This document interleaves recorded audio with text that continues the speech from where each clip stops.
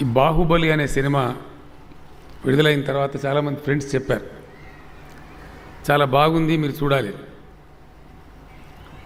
నాకు హిందీ వెర్షన్ చూసేటువంటి అవకాశం కలిగింది. దాన్ని హిందీ వెర్షన్లో నేను చూశాను. తర్వాత నేను తెలుగువాడిని కాబట్టి డెఫినెట్గా తెలుగులో చూడాలని చెప్పి మళ్ళీ ట్రై చేసి తెలుగులో కూడా చూశాను. అదొక అద్భుతమైనటువంటి కళాఖండం, అందులో సందేహం లేదు. ఒక రకంగా తెలుగులో కూడా ఎంతైనా సరే ఇన్వెస్ట్ చేసి సినిమాలు తీయవచ్చు అని నిరూపించి ఒక కొత్త ట్రెండ్ని సెట్ చేసినటువంటి ట్రెండ్ సెట్టర్ మన రాజమౌళి గారు. సినీ రంగం గురించి చెప్పాలి అంటే కృష్ణంరాజు గారి పేరు ప్రస్తావించకుండా సినిమా రంగంని మనం ప్రస్తావించలేం. తర్వాతి తరంలో టాలీవుడ్ నుంచి బాలీవుడ్కు రాణించింది రామ్ గోపాల్ వర్మ గారు. నాకు అత్యంత మంచి మిత్రుడు. అదేవిధంగా ఈరోజు హాలీవుడ్తో పోటీ పడగలిగిన, టాలీవుడ్ బాలీవుడ్ దాటి హాలీవుడ్తోనే పోటీ పడగలిగిన బాహుబలి ఇవాళ రాణించింది అని అంటే ప్రభాస్ లేకుండా ఆ పాత్రను ఊహించలేం. వీటన్నిటికీ వీళ్ళందరూ రాణించడానికి ప్రధానమైన కారణము వాళ్ళ కఠోరమైన శ్రమ, వాళ్ళ పట్టుదల అని చెప్పి తెలంగాణ రాష్ట్ర ముఖ్యమంత్రిగా నేను చెప్పదలుచుకున్నాను. నాగేశ్వరరావు గారి గురించి నేను చెప్తే ఇంతమంది సినీ పెద్దల ముందు అది బాగోదేమో. వారితో కలిసి పనిచేసిన వారు, వారితో పంచుకున్న వాళ్ళు అనుభవాలను చాలామంది ఇక్కడ ఉన్నారు. నాగేశ్వరరావు గారు నటించిన సినిమా పాటలు కొన్ని మనం విన్నాం. ఇందాక మ్యూజిక్ డైరెక్టర్ గారు కూర్చున్నటువంటి ఒక పాట ఎంతో ఆనందాన్ని కలిగించింది.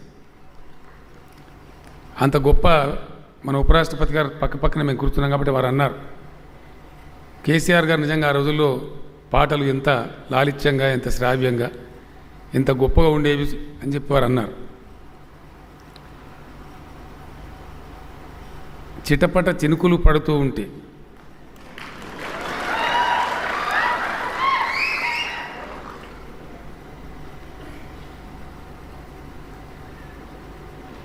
ఆ మెరుపు వెలుగులో చెలికన్నులలో బిత్తర చూపులు కనపడుతుంటాయి. You try to understand the spark.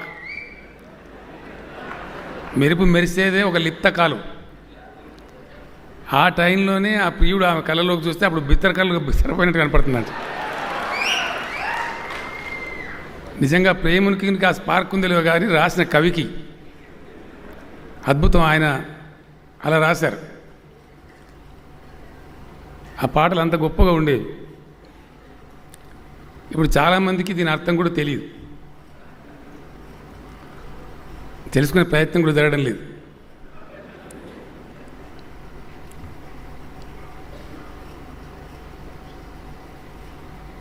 ఇంకో పాట నేను ట్రై చేస్తూ ఉన్నాను రికార్డ్ చేయడానికి. పడమట సంధ్యారాగం, కుడి ఎడమల కుసుమ పరాగం, ఒడిలో చెలి మోహన రాగం, జీవితమే మధురానురాగం.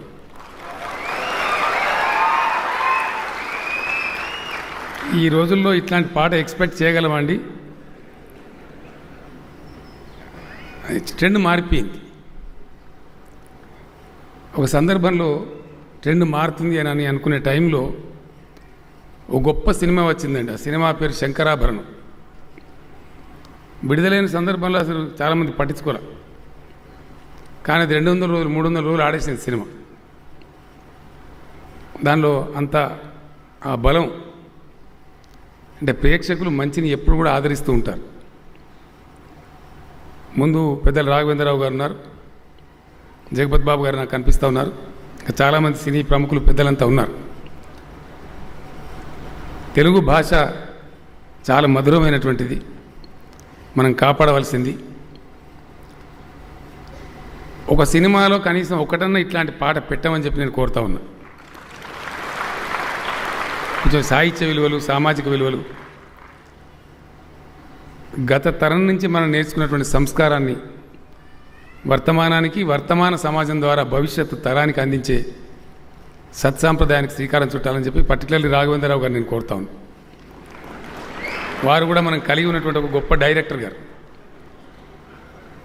కాబట్టి, వారు సీనియర్ కాబట్టి వారిని అనుసరించి మిగతా వాళ్ళు కూడా ఫాలో అయ్యే అవకాశం ఉంటుంది కాబట్టి వారిని స్పెసిఫిక్గా నేను కోరాను.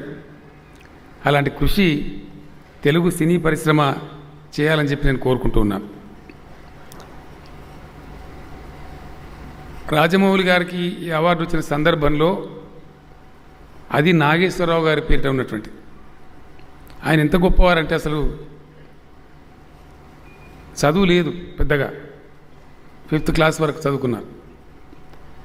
సినిమా రంగంలో వారు ఎంటర్ అయినప్పుడు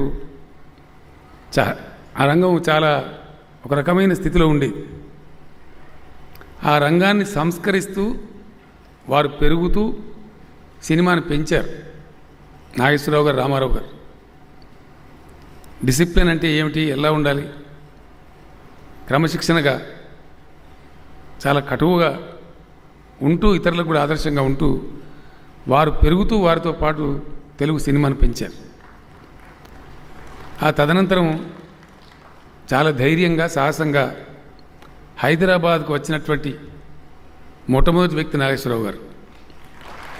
ఆ రోజుల్లోనే బేగంపేటలో ఇల్లు నిర్మించుకుని హైదరాబాద్ కేంద్రంగా ఉంటూ సినిమాలు ఇక్కడ కూడా నిర్మించాలన్నటువంటి సంకల్పంతో అన్నపూర్ణ స్టూడియో నిర్మాణం చేయటం, చాలా డెడికేటెడ్గా పనిచేసేవారు ఆయన. వారు అన్నపూర్ణ స్టూడియో నిర్మించే సమయంలో అసలు ఆ పక్క రోడ్డు కూడా సరిగ్గా ఉండేది కాదు, మట్టి రోడ్లాగా ఉండేది. ఒకరోజు మేము ఏదో మోటార్ బైక్లో వచ్చి వెళ్తూ ఉంటే మాకు ఎదురైంది ఒకటే ఒక కారు, అక్కినేని గారు స్వయంగా నడుపుకుంటూ ఆ స్టూడియోకి వెళ్తున్నటువంటి కారు. అటువంటి ఆ కొండలు బండలు ఒక అడవిలాగా ఉండేటువంటి ప్రదేశంలో తీసుకుని చక్కటి స్టూడియో నిర్మాణం చేయటమే కాదు, ఇతరులకు స్ఫూర్తిగా నిలిచి తెలుగు సినిమా మొత్తం ఇక్కడికి తరలి వచ్చేదానికి శ్రీకారం చుట్టినటువంటి ఆద్యులు నాగేశ్వరరావు గారు. మిగతా వారంతా వారిని ఫాలో అయ్యి వచ్చారు. తర్వాత రామారావు గారు కట్టారు, మన కృష్ణ గారు కట్టారు, ఇంకా చాలామంది, రామానాయుడు గారు కట్టారు. చాలా స్టూడియోలు వచ్చేసి తర్వాత రామోజీరావు గారు ఒక అద్భుతమైనటువంటి హాలీవుడ్ లాంటి కంట్రిబ్యూషన్ మనకు అందించారు. ఈరోజు హైదరాబాదులో లాస్ట్ టైం ఇదే అవార్డులో పాల్గొనడానికి, ఆ అవార్డు రిసీవ్ చేయడానికి అమితాబ్ బచ్చన్ గారు వచ్చినప్పుడు నాకు ఒక మాట చెప్పారు. Highest number of cinemas are produced in Hyderabad. మీ హైదరాబాద్ ఇది ఉంది, మీరు దాన్ని కొంచెం ఎంకరేజ్ చేయండి, బాగా అభివృద్ధి చెందుతుంది. ఈరోజు సినిమా అంటే సిల్వర్ స్క్రీన్ మాత్రమే కాదు, స్మాల్ స్క్రీన్ వచ్చిన తర్వాత చాలా రెవల్యూషనైజ్ అయిపోయింది, బాగా చేయమని చెప్పారు. డెఫినెట్గా తెలుగు సినీ పరిశ్రమకి, సినీ రంగానికి అన్ని విధాల తోడ్పాటు, సహకారం రాష్ట్ర ప్రభుత్వం అందిస్తుందని, అక్కినేని గారి స్ఫూర్తిని కొనసాగిస్తూ వారి ప్రతిష్టను నిలబెడుతూ వారి సంతానం మిత్రులు వెంకట అక్కినేని గారు, నాగార్జున గారు, వారి తర్వాత తరం కూడా ఇంత అద్భుతంగా ఈ కార్యక్రమాన్ని నిర్వహిస్తూ వారి పేరును కాపాడుతున్నందుకు అక్కినేని గారి అభిమానిగా అనేక వందల సినిమాలు అక్కినేని గారిని చూశాను కాబట్టి వారికి నేను అభినందనలు తెలియజేస్తూ ఉన్నాను. ఈ అవార్డు అందుకుంటున్నటువంటి రాజమౌళి గారు ఇంకా చలనచిత్ర రంగంలో ఉన్నతమైనటువంటి శిఖరాలు అధిరోహించాలని, చాలా విజయాలను సొంతం చేసుకోవాలని, నాకంటే వయసులో చిన్న అనుకుంటున్నాను, అందుకే హృదయపూర్వకమైనటువంటి ఆశీర్వచనాలు కూడా అందజేస్తూ ఉన్నాను.